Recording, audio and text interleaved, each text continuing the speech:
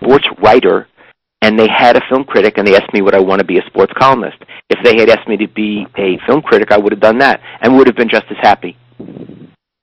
Maybe not. I can't say I would have been just as happy. That's flippant.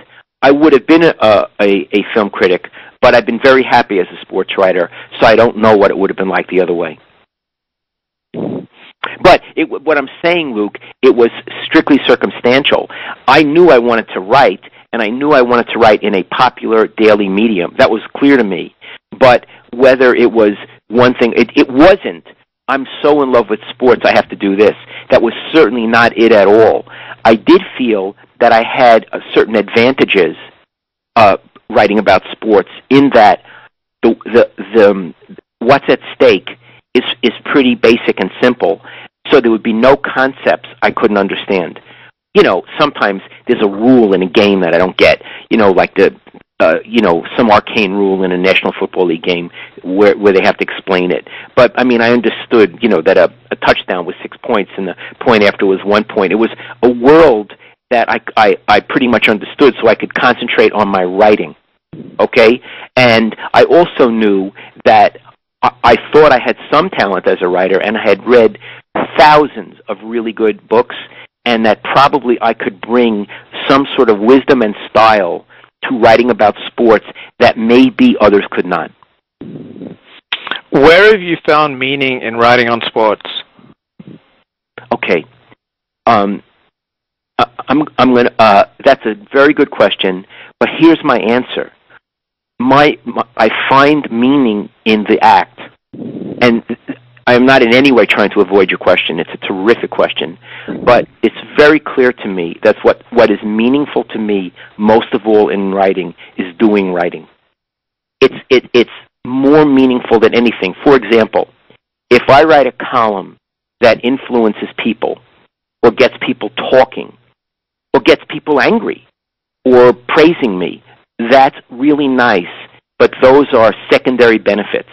The benefit is, I'm going to say a word that's going to sound weird, is the art of doing it, even though I'm sure people would not think that sports writing is an art, and I wouldn't push it. But for me, it feels like it, and so the meaning for me is the 4 times a week I get to sit down and plan my first sentence and see where it's going to flow and hear the alliteration in my mind and work my way toward an ending which I hope is a zinger.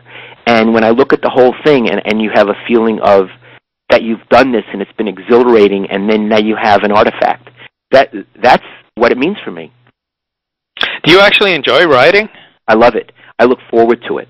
I love writing. I'm in love with it. And I love to talk about it and I love to teach it. I've been teaching it at the University of San Francisco for 20 years, and I teach a seminar, a workshop in nonfiction prose. It's not journalism, it's creative writers who write nonfiction. I love to talk about it, tone, voice, whatever you want to say.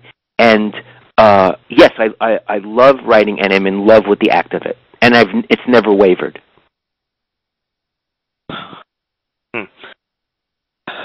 Let me just think about what you said before I ask my next question. Have you ever felt like you were slumming it? Yes, I have. That's a very good question. Meaning by being a sports writer? Yes. Yeah, okay. Yes, I have. In general, I don't. In general, I feel it's a very worthwhile thing to do. It's as worthwhile as most other things to do. Sometimes the things I write about, although I say to me the act of writing is the most important, but sometimes if you're writing about somebody pulled his hamstring, or you're talking to someone who doesn't give a shit about you and is answering in these rote, bored answers, I feel I'm slumming it. I feel that it was a wasted article or a wasted day. I do, in that regard, sometimes feel it. And I feel it's my job, if I'm good that day, that week, to make it so that I don't feel like I'm slumming it, to do something special. And that would mean in my style. Mm-hmm. How do you feel about your fellow sports writers as far as their commitment to writing? Okay. That's another good question. For the most part, sports writers are journalists, which means they come to the profession from a completely different route from me. I've never taken a journalism course, and I've never taken a writing course. It's all self-taught. So what most sports reporters think about is getting facts, getting a scoop, delivering the news, and delivering stuff that's not apparent, like having sources, things like that, to give what's going on behind the scenes. So their project is completely different from mine. My project is not like a sports writer. It's like a sports columnist. So a sports columnist is a small category of sports writers. Most sports writers would not, I don't think, be concerned with style, with writing. They'd be concerned with reporting, which is a wonderful thing to do, and I'm not particularly good at it. So I'm only comparing myself to the smaller population of sports columnists, which is generally looked at as the best job. To me, the best sports columnists are people who, I guess, could deliver two things, and it's usually one or the other. One is someone who has a unique writing style / view on things, and I can give you examples of those. And the other would be someone who is so well connected, he or she is always delivering news like a reporter, but can do it with his or her own voice and with opinion attached to it. I can do that. I don't think I'm particularly that kind. I'm trying to think of sports columnists who can do that. Tim Kawakami down in San Jose can do that. The second kind. Glenn Dickey, who used to write with me at the Chronicle, can do that. And I really like those kinds of sports columns. Other kinds of sports writers are people who are more stylish, like a friend of mine at the Chronicle, Scott Osler, is a humorist, and he's really funny. Like when he wrote a little piece about Singletary when he took his pants down, and he wrote, were his pants half down or half up? It was a clever concept, putting that idea together with pants, like is the glass half full or half empty? Yes. Yeah. And so I tend to be attracted to those kinds of columnists because they do more of what I do, although because they do it, I'd also be very critical of them. Who are the stylists in your profession that you identify with, and who are the stylists in your profession? Well, Scott is someone I admire. When I was growing up in New York, there was a guy named Jimmy Cannon who was very famous and very forceful. I guess the best of my generation on the East Coast was Red Smith. I don't know if you ever read him, but he was like a short story writer in sports columns. He wrote in Philadelphia and ended writing in the New York Times. And the one out here was Jim Murray, who again had an absolutely unique voice.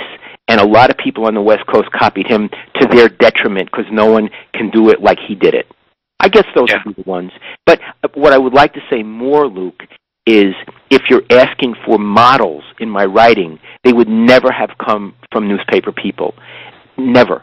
Those were people I appreciated, but as I say, from the time I went to college, I've been a voracious reader, and I would have to say that, Joseph Conrad, Graham Greene, Jane Austen, George Eliot are just better writers than me and the sports writers that I hang around with, and I have spent a lot of time reading them, and because of how their style, Dickens, and because of how unique and individual and brilliant they are.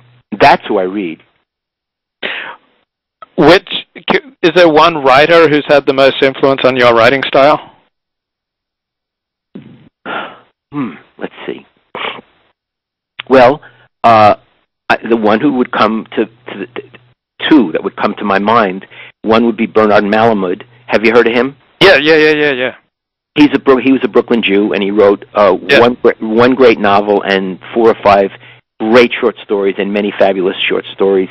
And his way of his sound is such a Brooklyn Jewish sound.